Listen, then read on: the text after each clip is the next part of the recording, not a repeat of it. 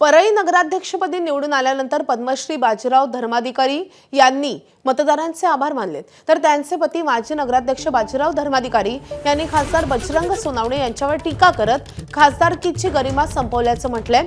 तर दीपक देशमुख यांनी धनंजय मुंडेंवर टीका करण्याआधी आत्मचिंतन केलं पाहिजे असं म्हणाले।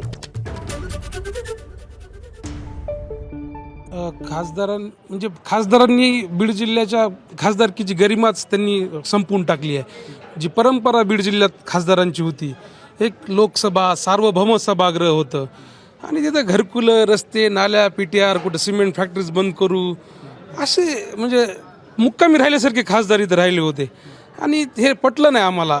आपल्या दोन्ही खंबीर नेतृत्व आदरणीय आमदार धनंजयजी मुंडे साहेब आणि आदरणीय आमदार पंकजाताई साहेब मुंडे या दोन्ही दमदार नेतृत्वांचा हा विजय आहे। जनतेनं पण खूप पहिल्यापासूनच एक मोठा विश्वास दिलेला होता की आमच्या पाठीशी आहेत आणि त्याच विश्वासाला त्यांनी खरं करून दाखवलेलं आहे। आता माझं कर्तव्य आहे की त्यांनी दाखवलेला विश्वास सार्थ करून दाखवणे। एबीपी माझा, उघडा डोळे बघा नीट।